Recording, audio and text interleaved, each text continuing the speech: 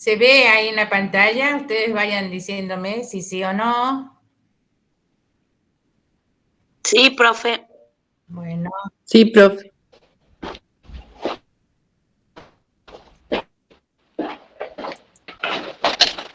¿qué es el dolor? Según en el diccionario de la lengua española de la Real Académica Española, es toda clase de molestia de alguna parte del cuerpo por causas externas o internas. Sin embargo, la Asociación Mundial para el Estudio del Dolor define el dolor como una respuesta sensorial y emocional desagradable que se relaciona con un daño tisular. Hay un micrófono prendido por ahí. Debido a que el sistema nervioso central recibe los estímulos a través de un sistema aferente al cual produce una respuesta refleja y emocional, lo que se va a relacionar a varios componentes como lo que son componente sensorial discriminativo, que va a hacer referencia a la localización y a la calidad, intensidad y sus características temporoespaciales. La respuesta componente cognitivo evaluativo va a interpretar el dolor en función de lo que se está sintiendo. Componente afectivo emocional va a ser la sensación dolorosa que se va a acompañar de ansiedad, depresión, temor, angustia. ¿Y cuáles son los tipos de dolor? Tipo de dolor por desaferación, dolor central, dolor espontáneo y dolor fisiológico.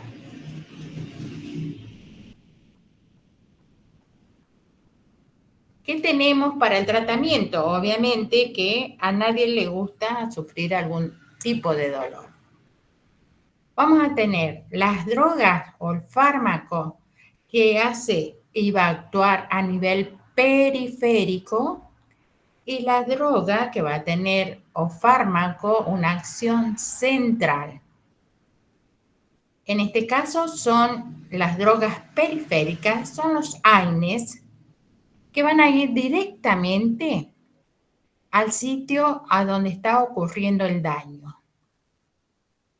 Y la droga o el fármaco codeína, que va a actuar a nivel central, van a ir realmente a bloquear la liberación de sustancias nociceptivas en el cerebro y elevan la modulación inhibitoria. O sea que la codeína va a ir directamente al cerebro. Por eso hay diferencia entre AINES, que son actuación o que se activan a nivel periférico, y la codeína, que va a ir al sistema, al cerebro, y tiene una acción central. ¿Cómo vamos a clasificar esas drogas? Es como depresores, estimulantes y alucinógenos. Ahí los depresores lo van a, está mal escrito ahí, enlentecen el funcionamiento cerebral, que van a ir provocando desde la desinhibición hasta el coma, en un proceso progresivo de adormecimiento cerebral. ¿Cuáles son esas drogas? El alcohol, los ansiolíticos, los apiáceos, los hipnóticos y los solventes. Ahora bien, si queremos estimular, hace un aceleramiento del funcionamiento habitual del cerebro, provocando un estado que lo va a activar, que puede ir desde una mayor dificultad para dormir hasta estados de hiperactividad. Estimulantes mayores tenemos la anfetamina y cocaínas. Estimulantes menores tenemos la nicotina y la cafeína. Los alucinógenos van a alterar el funcionamiento cerebral, dando lugar a distorsiones perceptivas o alucinaciones, como los hongos, los fluoxetipón, los derivados del cannabis. ¿Vamos bien hasta ahí? Con respecto al dolor, que es interno, externo, puede ser emocional, puede ser físico. Profe, se queda en la primera diapositiva. Perdón. Es que como puse presentación anterior, voy a tener que hacerlo así. ¿Así sí? ¿Ahora sí? ¿De lo que venía hablando? Sí, profe, ahora sí se pasa. Perfecto. ¿Mm? ¿Y quién no tiene un dolor? Casi todos en algún momento sufrimos un dolor de cabeza. ¿Y qué tomamos para el dolor de cabeza? ¿Qué toman generalmente? Tafirol. Un tafirol, que es ¿y qué tiene el tafirol? Paracetamol. Paracetamol. Paracetamol entra dentro de los AINES, entonces que va a ir a actuar a nivel periférico directamente a donde está el dolor. ¿Se entiende? Sí, profe.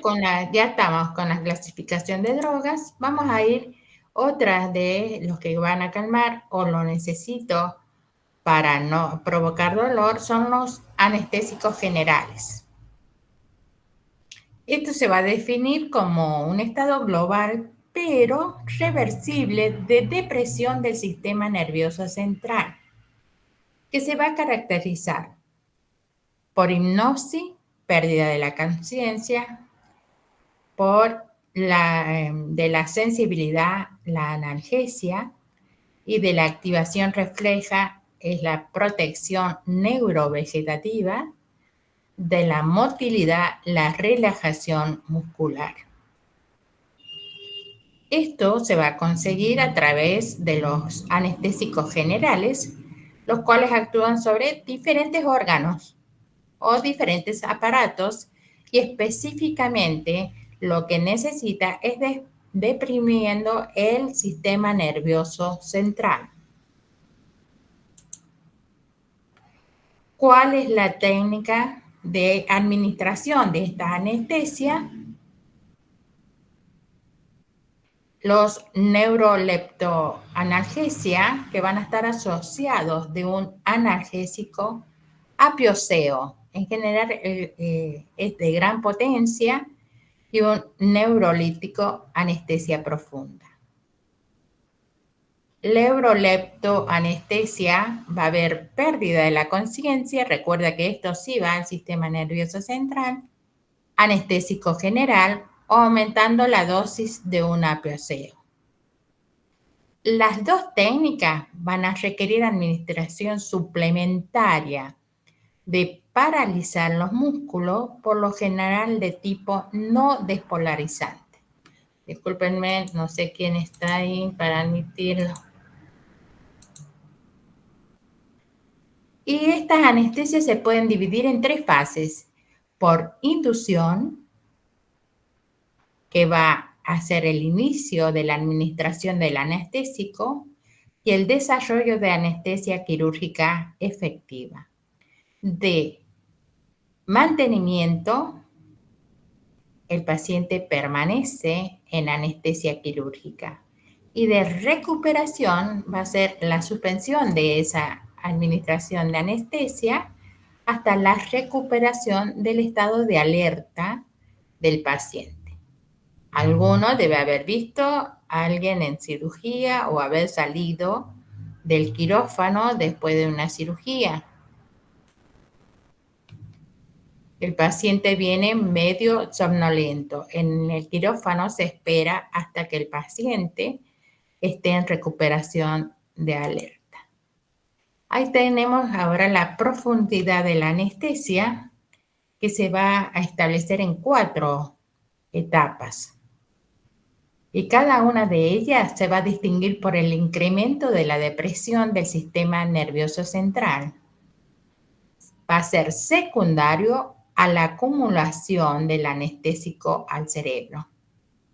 Etapa 1 es la analgesia, o sea que acá el paciente tiene pérdida de conciencia y no va a tener reflejos. La etapa 2 va a ser la excitación. Puede tener delirios, una hiperreflexia, tanto somática como visceral. Puede tener hipersecreción glandular, intensa motilidad, puede tener náuseas y vómitos, irregularidad, cardiorrespiratorias y midriasis. Etapa 3, anestesia quirúrgica, que a su vez es subdividida en 4 planos con progresiva pérdida de la conciencia y de los reflejos. Hay regularización de la expiración y depresión creciente de esta actividad y relajación muscular. La mayor parte de las intervenciones quirúrgicas debían realizarse en el plano 2 y 3 de esta etapa. Y la etapa 4 es la parálisis vulvar. Se puede producir la muerte con rapidez, y les puedo asegurar que esto sí ha pasado, con depresión central generalizada, afectando los centros vulvares hasta el paro respiratorio. Ay, me pedían admitir, pero no, ya se fueron. Bueno, continuamos. Vamos bien con los analgésicos. Anestésico, perdón. Acá tenemos la clasificación de los anestésicos. A ver, perdón.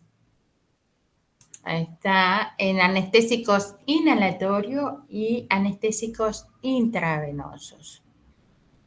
De acá, estos, el alotano, el influrano, los gases anestésicos como el óxido nitroso, los que más usamos acá en anestésicos intravenosos, los barbitúricos, los benzodiazepinas, el opioide, que acá está morfina y fentanilo, que son mayormente usados, los neurolépticos y otros anestésicos. Sí, no se escucha,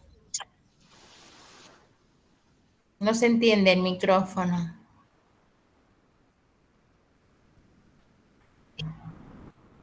¿Escucho?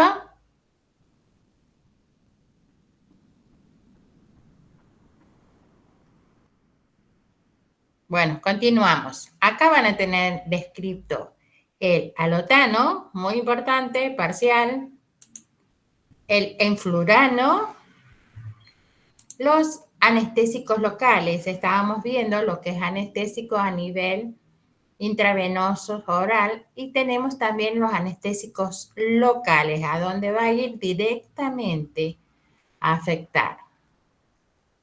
Son los fármacos que se van a utilizar para modificar la respuesta quirúrgica en aquellas membranas sensibles a los estímulos eléctricos, es decir, en los axones, recuerdan que habíamos visto las dendritas de las fibras nerviosas.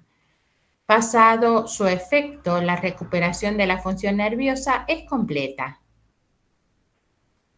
¿Para qué se utiliza? Con la finalidad de suprimir los impulsos nociceptivos, sea en los receptores sensitivos. Recuerden que cada célula tenía sus receptores para recibir los fármacos a lo largo de un nervio o tronco nervioso o en los ganglios. Y tanto si la aferencia sensorial discurre por nervios aferentes somáticos como vegetativos. Entonces, en definitiva, la anestesia local es un bloqueo de la conducción nerviosa de forma específica, de forma temporal y de forma reversible sin afectar la conciencia. ¿Ustedes conocen alguno que hayan usado directamente anestesia local?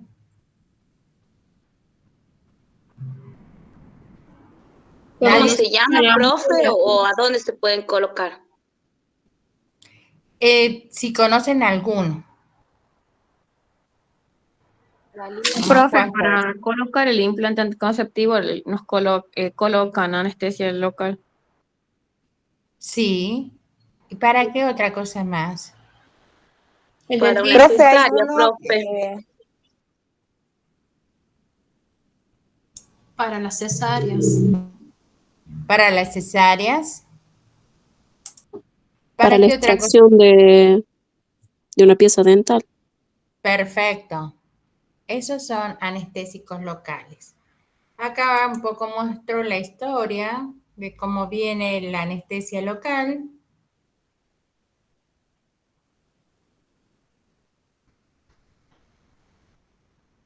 Sigmund Freud, mire, este importante psicólogo, estudió las acciones fisiológicas de la cocaína. Carl Collier la introdujo en el ejercicio clínico en 1884 como anestésico tópico en cirugías oftalmológicas.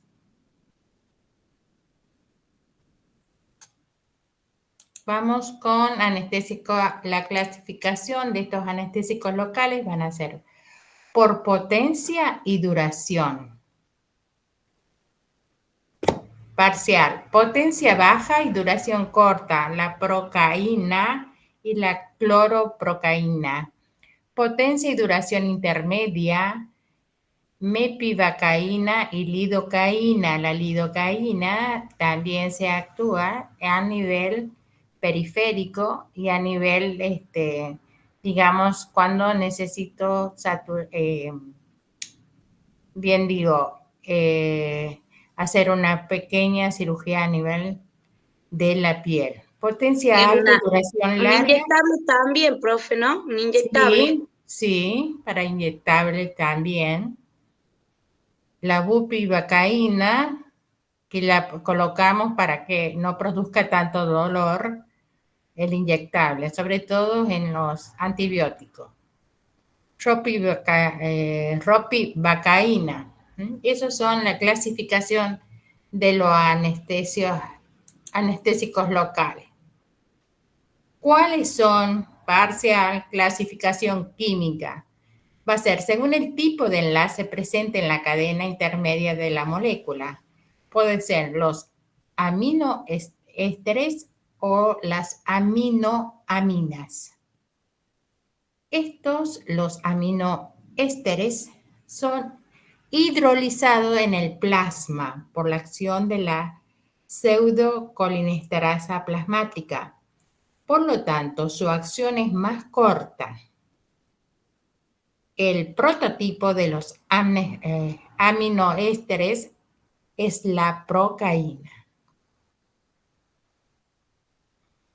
En cuanto las aminoaminas se van a metabolizar a nivel hepático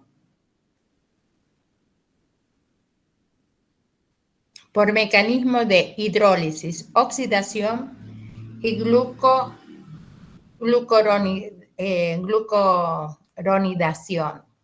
El prototipo de los amida es la lidocaína. Acá tenemos los anestésicos locales. ¿Cuáles son los aminoésteres? Uno que es el más conocido es cocaína y la procaína, y las aminoamidas, la lidocaína, la benzocaína y el resto que tienen ahí. Acá tenemos otros anestésicos locales como los clorhidratos de diclonina y los clorhidratos de pramoxinas. Acá es como es su efecto de duración similar a la procaína, se absorbe por piel y mucosa. El compuesto se utiliza en soluciones o en concentrados de 0,5 para anestesias tópicas, útil para endoscopía, dolor de micositis bucal y quimioterapia. Los clorhidratos de pramoxina es el anestésico de superficie que no es un éster de benzoato. Va a ser útil para reducir el peligro de sensibilidad cruzada. Produce anestésica superficial satisfactoria. Se tolera bien en la piel y bien en la mucosa. Acá le hago una reseña histórica de cómo van saliendo. El curaré era la planta de en los años, miren, 1595, o sea, hace muchísimo. Ya conocían el Urari, conocida más tarde como el curaré. En 1865 Preye consiguió la primera forma purificada y la cristalizó de curaré, lo que denominó curarina. Y después se introdujo a la anestesia clínica general, ocurrido en 1928. Esto es historia, chicos, nada más. Esto también es historia, me la pasé. A donde por los indios de las amazónicas ya ponían en sus flechas lo que paralizaba y lo que paralizaba a la persona y terminaba matándola. Las hojas, profe, puede ser que era un método de anestesia. Claro, era el método de anestesia de adormecimiento. Después, cuando lo hacen clínicamente, lo hacen en 1928 recién. Acá tienen otra vez historia. Se los dejo a modo de información.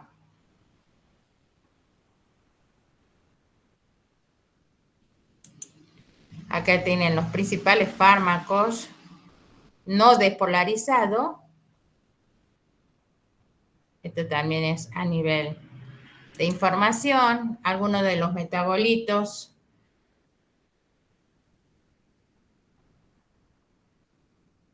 Ahí le va a marcar el fármaco, la dosis inicial, cómo se inicia, cuánto es el tiempo para alcanzar el bloqueo que necesita. Y esto, no se preocupen en anestesia general ni nada, porque ustedes realmente hay alguien que hace la anestesia.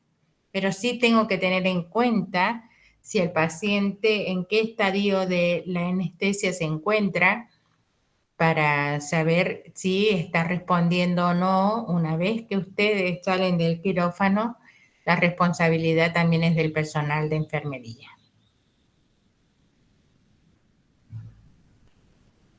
Acá van a tener tipos de drogas también, que es lo que habla anteriormente, cuál es la vía de eliminación, cuál es el uso de la hepatopatía y el uso de la nefropatía. ¿Estamos? Y ahí le dice, por ejemplo, tomo el becuranio. La vía de eliminación es el hígado, el riñón por vía alternativa. El uso hepático sí, porque la vía de riñón es la principal. Pero va a duplicar la vida media, o sea que tiene una larga duración para poder eliminar. Y el uso de nefropatías también, pero sufre una pequeña acumulación en el riñón que también va a tardar. La vida media se va a alargar de ese fármaco para poderlo eliminar. Acá van a tener los tipos, el origen, nociceptivos y las afecciones. Y acá llegamos a lo que dijimos al principio, que había un fármaco para local, periférico, que actúa a nivel, que va directamente a atacar el dolor. Que son los antiinflamatorios no esteroideos. Eso es lo que significa AINES.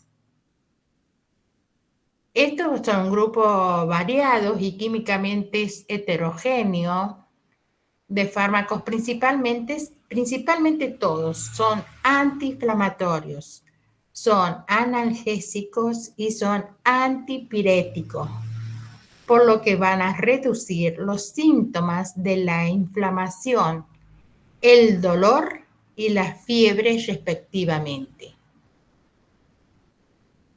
El fármaco prototipo es el ácido acetil salicílico, que viene siendo la aspirina.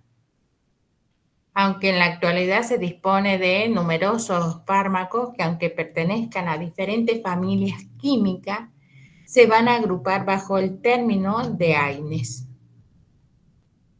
¿Se entiende? Ustedes lo van a tener como el paracetamol, ¿de cuántas formas? Tafirol, ¿qué más? Marcas registradas. Pero en realidad la droga viene a ser ¿qué droga tiene el tafirol? ¿Recién lo dijeron? El paracetamol. El paracetamol. ¿De qué otra forma viene el paracetamol? ¿O qué otro medicamento que vienen, que ustedes leen y dicen, es paracetamol? El Actron. El Actron.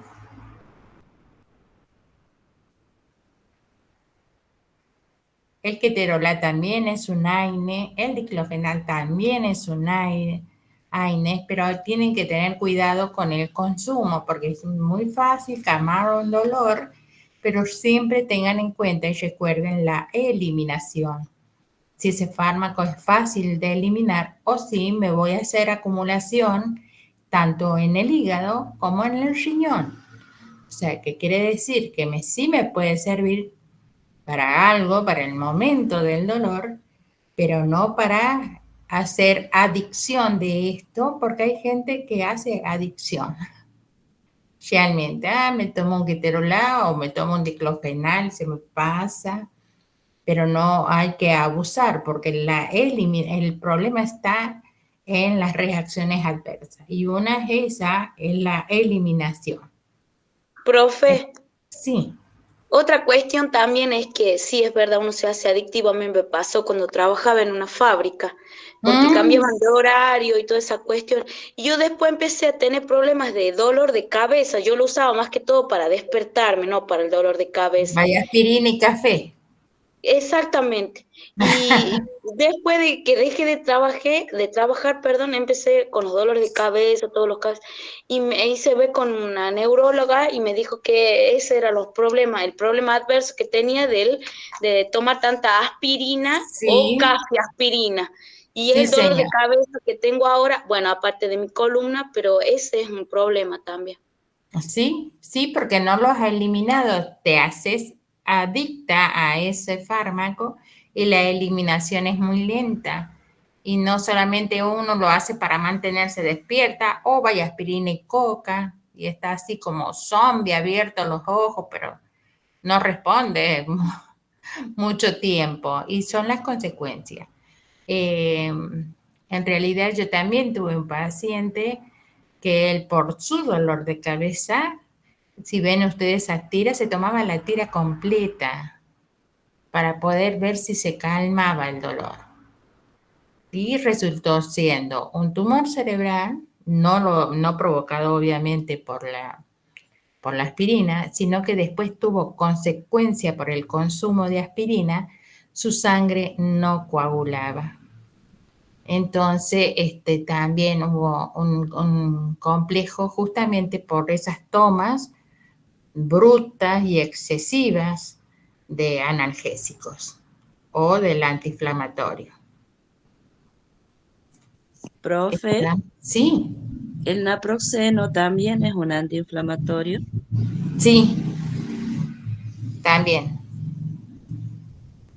Todo lo que es AINE, naproxeno, o que tenga droga, paracetamol, el ketorolac, el diclofenac, el ácido acetilsalicílico, todo eso que son los más conocidos y los más populares que vamos a comprar directamente, que a veces en algunos comercios está prohibido, pero han vuelto otra vez al comercio y vamos pasando. Total, tenemos que seguir trabajando sin tratarnos en la causa del dolor o el tratamiento adecuado. Pero no hay que hacer abusos tampoco porque después son estas las consecuencias. En cuanto a la antiinflamatoria, ahí van a ver cómo sufre del dolor, inflamación, que es esta inflamación que quiero calmar con un AINES. Es una reacción de defensa local que va a estar integrada por la alteración, exudación y proliferación.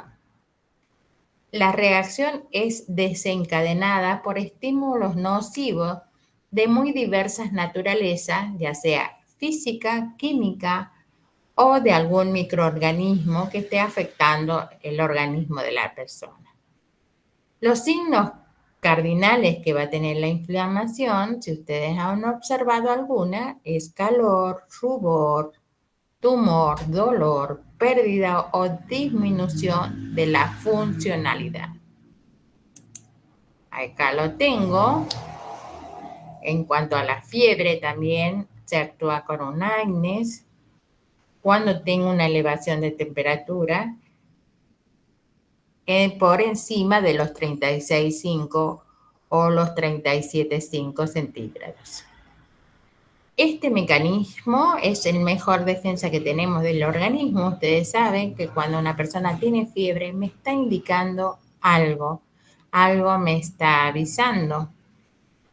Esto va a actuar como una respuesta adaptativa, ayudando al cuerpo a combatir los organismos que causan, o los microorganismos sería que causan la enfermedad. Y surgen respuestas llamadas pirógenos que se derivan de bacterias o virus, que son los que están provocando. Pero primero lo que voy a tener como un signo es la fiebre. ¿Estamos ahí? Acá tenemos los principales AINES, los ácidos acéticos. Acá tienen el diclofenal, el ketorolac, el piroxicam, el metamizol. Todos estos son los principales grupos de AINES. Acá está, que ya lo hemos dicho, actúa como analgésico, antipirético, antiinflamatorio, antiagregante plaquetario. Esto es lo que les quería decir con respecto a que les dije recién, lo que se produjo cuando una persona toma exceso del ácido acetilsalicílico y tiene una acción uricosúrica. Tiene dramas también. Acá está. ¿Para qué lo indican? Para el dolor, para la artritis, para la fiebre, artrálgica, osteoartritis, para la dismenorrea y la cefalea. Acá tengo los efectos adversos. ¿Los tengo gastrointestinales? Sí. Útero sí. Hematológico, hipersensibilidad, plaquetas, sistema nervioso central y a nivel renal. Y acá tengo una interacción de fármacos. Todos los AINES lo van a tener ahí al medio el fármaco. Vamos a ver las digoxinas en todo. La interacción puede aumentar, o sea, aumenta la concentración plasmática.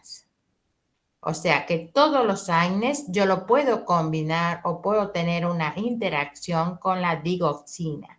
La digoxina no es el fármaco AINES, ¿se entiende? Todos los AINES los puedo tener una interacción con esto, con el metrotexato, que va a disminuir la excreción del fármaco.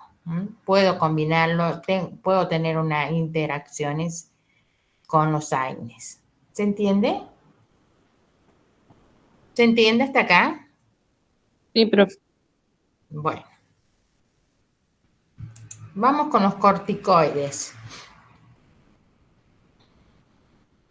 Los esteroides, recuerdan que esto va a actuar a nivel del sistema nervioso central, mientras que los AINES era a nivel periférico.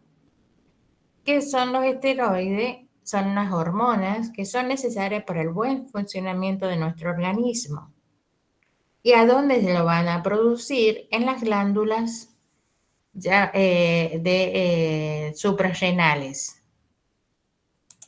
Corticoides, acá tenemos sustancia endógena, quiere decir que esta sustancia está dentro de nuestro organismo y cuando lo necesita el organismo, pero a su vez también no es fácil con esto, hay que tener mucho cuidado. El glucocorticoide parcial en la zona interna fascicular va a ser la principal hormona, es el cortisol. La acción que va a tener es controlar el metabolismo y la inflamación. Se va a utilizar, recuerden que los fármacos, eso les quería explicar de un primer momento, los fármacos vienen a sustituir algo parecido a lo que el organismo produce. En este caso, por eso esto es el principal hormona, el cortisol. Para que va a tener un control, tiene un control del metabolismo o de la inflamación que tenga en ese momento la persona. Por eso se va a utilizar en tratamiento de las enfermedades de la corteza suprarrenal y en numerosos procesos patológicos no endocrinos. Y van a actuar en casi todos los órganos y sistemas.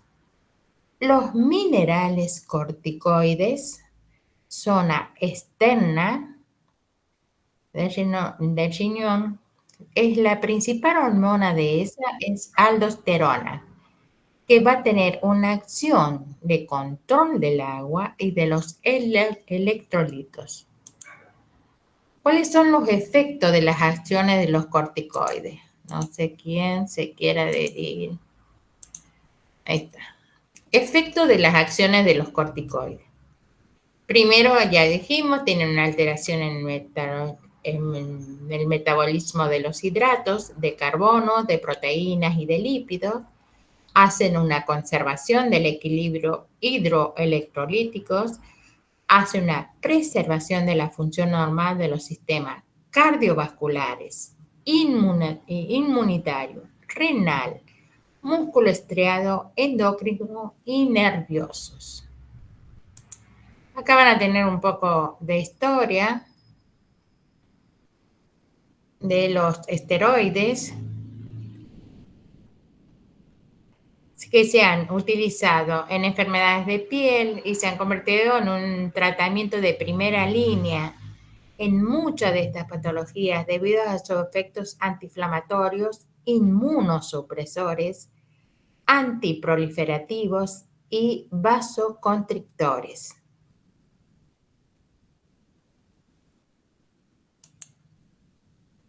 Los corticosteroides tienen una amplia variedad, que la venimos diciendo, de efectos fisiológicos, entre ellos la regulación del metabolismo y la función cardiovascular para el crecimiento de la persona y para la inmunidad de la persona.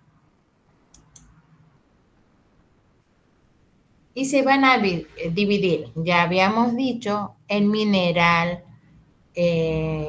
ococorticoide, en glucocorticoides o en andrógenos. Los andrógenos son suprarrenales que no son esenciales para la supervivencia. Los minerales corticoides minerales reciben este nombre justamente, afecta a todos los electrolitos, los minerales del compartimiento extracelular, especialmente es el sodio y el potasio. El principal es la aldosterona. Los glucocorticoides, ¿por qué se llaman así? Porque tienen un efecto importante de aumento de la glucemia, y esto es importante. Además, influyen en el metabolismo de las proteínas y de los lípidos. En principal es el cortisol, que ya lo habíamos dicho. Ahora, si el glucocorticoide, tengo un paciente diabético, ¿qué me va a provocar?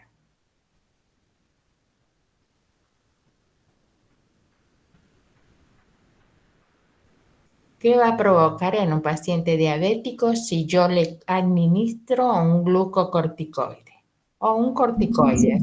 Se le va a subir más el azúcar, Se le profe. va a aumentar la glucosa en sangre. Por eso generalmente no se lo indica o generalmente sabemos la consecuencia. Entonces, cuando más cuidados debemos tener de esa persona. Se va a aumentar porque justamente este aumento posee este efecto. Recuerdan que para el COVID, ¿qué es lo que administraban? Si estos son antiinflamatorios también. Corticoides.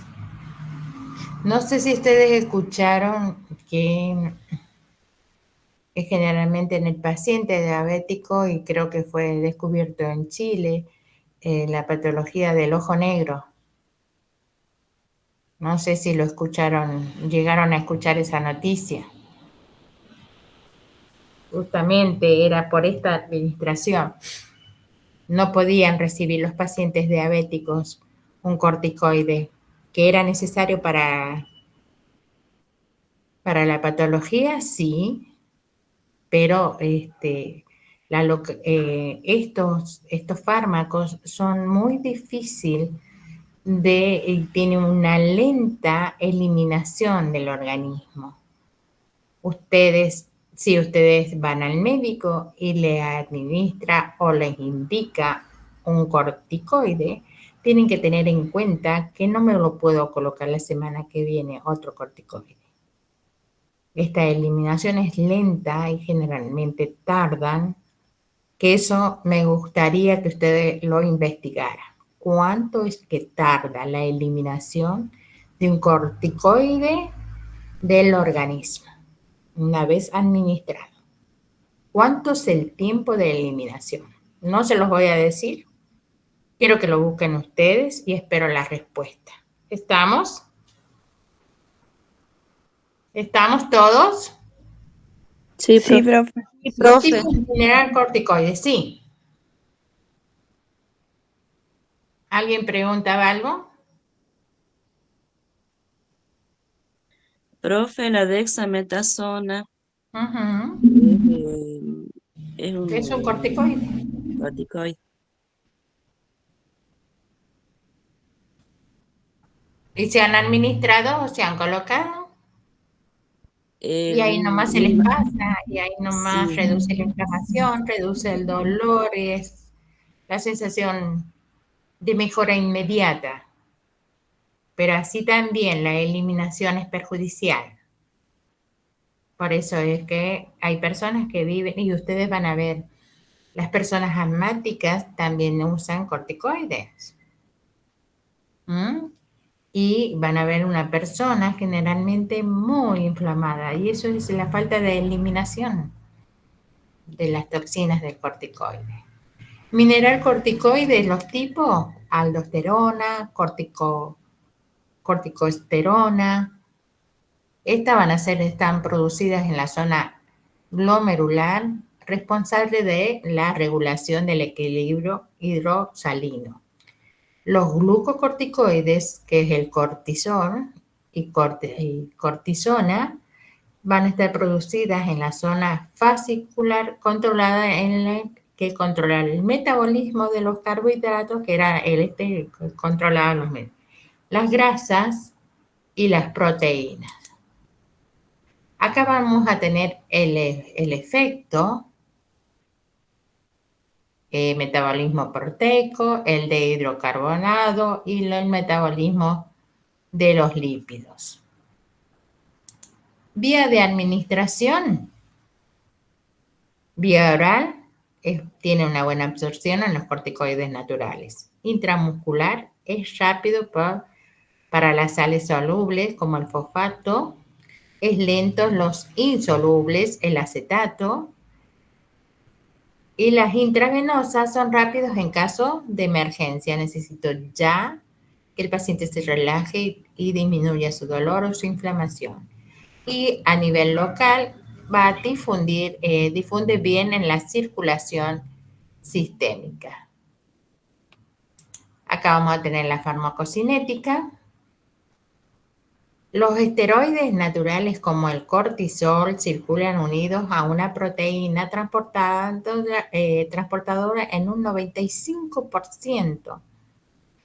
Los esteroides sintéticos se van a ligar a las proteínas en menor grado. Si hay una proteína que es la que traslada todo el metabolismo, cuando ya ha pasado el primer proceso de convertirse el fármaco en metabolitos, mire todo lo que va a transportar hasta la célula dañada. Un 95%, casi el 100% del fármaco. Por eso es que la eliminación es demasiado lenta y tiene mucho tiempo restante para tratar de eliminar ese fármaco del organismo. Y la proteína de esta que estamos, en la que transporta los fármacos, es la hemoglobina. Y se va a metabolizar en el hígado y va a ser eliminada el 90% por riñón. Los esteroides sintéticos se metabolizan con lentitud. Los más utilizados, el hidrocortisona, la prednisolona, metilprednisolona, el betametaxona, acá lo tiene, el beta-acetato, que viene en ampolla en miligramos sobre mililitro, que puede colocarse intramuscular o endovenosa. Y la vida media, fíjese, en la vida media es 36 a 54 horas.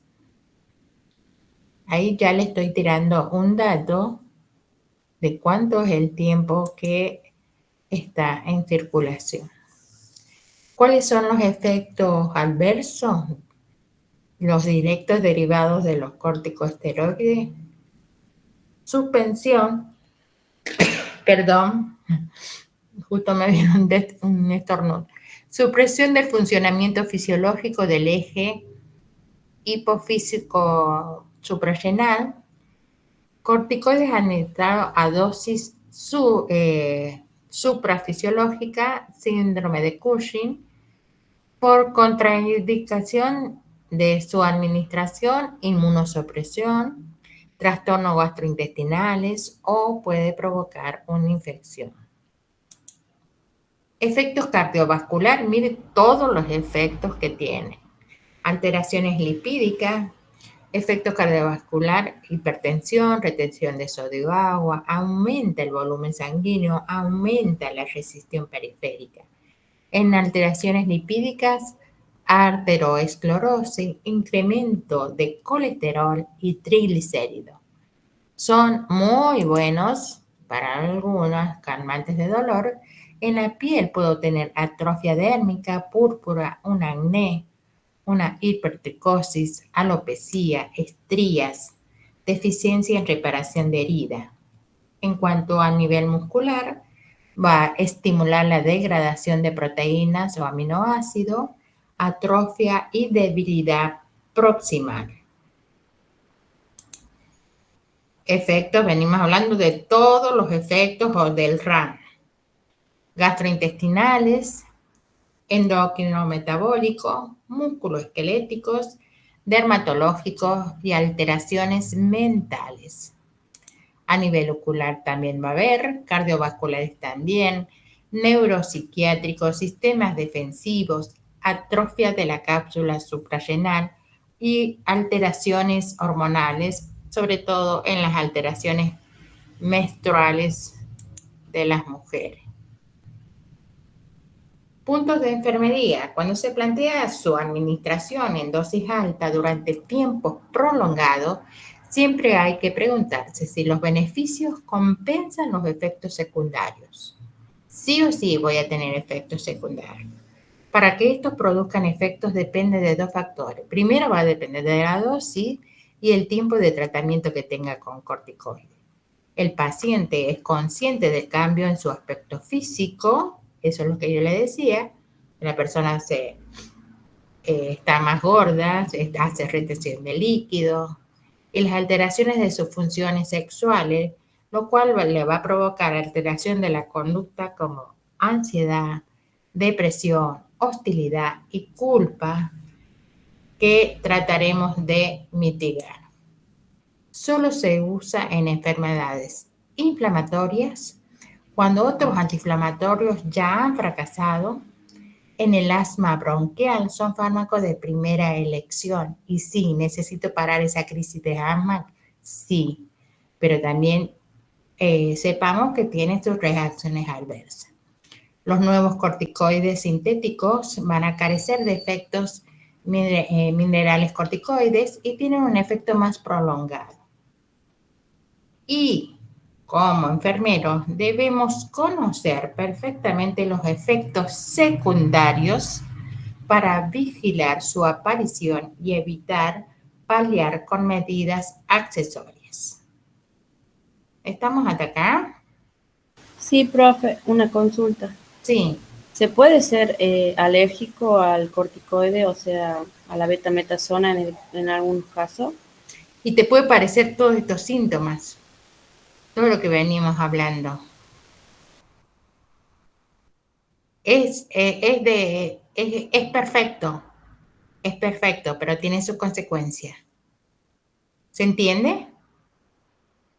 Sí, profe, gracias. Si me aparece todo esto que veníamos hablando a nivel, si vos ves, tienes a nivel ocular las cataratas y el glaucoma, como venía diciendo, de esa patología que había aparecido junto con el COVID y después los efectos fueron estos. La persona perdía el ojo, por eso le llamaban ojo negro. Y era efecto de estos corticoides para disminuir la inflamación, sobre todo pulmonar. Y recuerden que la persona no podía respirar, le faltaba el aire. Estos eran los síntomas del COVID. Y entonces no hay mejor fármaco para estas situaciones que el corticoide. Generalmente, a veces yo soy consciente que yo lo he hecho cuando uno empieza el invierno, ¿qué se hace? Se coloca un antibiótico y se coloca el corticoide y andamos por la vida. Claro que cuando uno es joven hace muchas cosas que no son debidas, pero hay que ver las consecuencias posteriores que tiene. Sobre todo también en la persona diabética se tiene que controlar en cuanto a la administración de corticoides. ¿Estamos? Siempre hay que preguntar y siempre el médico va a informar o siempre dice, no tengo otra que colocártelo y tratar de tener los valores generalmente normales. Así que quedan ustedes la tarea de saber en cuánto tiempo se elimina del organismo y en cuánto tiempo no me debo colocar corticoides. Me coloco uno y cuánto es el tiempo. Y de ese tiempo, cuánto es el tiempo de eliminación del organismo. Bueno, esto es todo. Y si puedes escribir el comienzo de una historia, es gracias a que existe un final. Acá llegamos hasta el final de la cátedra de fármaco. Ha sido un gusto compartir con ustedes mis saberes. Espero que les haya sido de su agrado. Espero haberles sido claro, que me hayan entendido. Y si no, cualquier duda, ya saben, estoy a su disposición. ¿Estamos? ¿Estamos? Nadie me contesta, todos se fueron. Muchas Gracias. gracias, profe. Muchas gracias, profe. Bueno, Profe. y estudien para el segundo parcial, para poder promocionar y que ya pasen con la promoción directa. Se pueden ir retirando y si Profe. puedo ir, en algún momento voy y los conozco, o si andan por la capital, me buscan. Sí, Una pregunta con respecto a los parciales. sí. Los chicos que pasamos a estar regulares, ¿podemos promocionarlos? Sí, porque es la primera vez que van a rendir el primer parcial. Recuerden que lo tienen este jueves, el próximo jueves, perdón. Próximo jueves, sí, el El primer próximo jueves, que va a ser jueves 13. Jueves 13 rinden el primer parcial los que pasaron como regulares, que no va a ser el mismo parcial, por supuesto, que rindieron los primeros alumnos, y el 20 el parcial número 2. ¿Quedó claro? Después yo el jueves les paso el link a los que son alumnos regulares en la segunda etapa para que puedan rendir. Profe, Bien, profe, muchas gracias. Sí, escucho. el trabajo, perdón, el práctico ese que pidió del fármaco, manuscrito por foto, por WhatsApp, ¿verdad? Claro, va a ser manuscrito. Yo necesito que esté escrito y que lo mande por foto, ¿sí?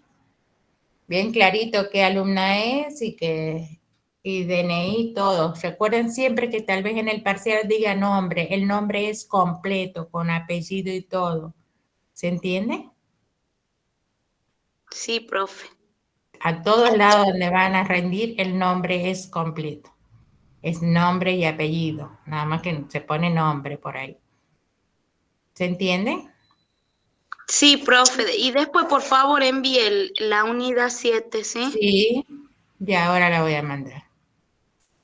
Ya en este momento, a ver, voy a abrir el Profe, WhatsApp. ¿cuánto tiempo vamos a tener para hacer el parcial? Lo haces en 10 minutos. Si les preguntas a tus compañeros, no más de 10 minutos tardas. Ah, profe, ¿sabe qué? Le quería hacer una pregunta con respecto al examen que fue virtual. Usted envía las preguntas, ¿no es cierto? Están todas enviadas del 1, póngale al 10. ¿Vale si usted la empieza a contestar de la tercera y después vuelve a la primera? Se te va yendo. Se te va yendo. Bien. ¿Por qué pregunto? Porque yo contesté todas las preguntas, pero yo empecé de la tercera porque no podía ingresar.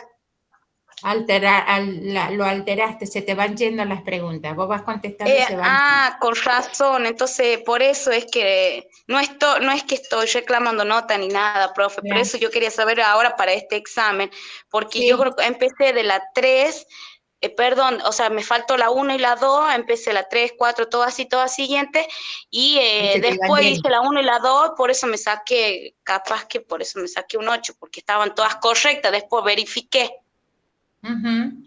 Bueno, entonces sí, es que se van yendo. Ah, claro, entonces no podemos volver, por ejemplo. La pregunta No. se va escapando. Claro, no se puede volver, tenés que empezar sí o sí de la primera Sí, y de la después seguir primera y con se la va segunda. yendo. Sí. Bien, profe, Así. gracias. Perfecto.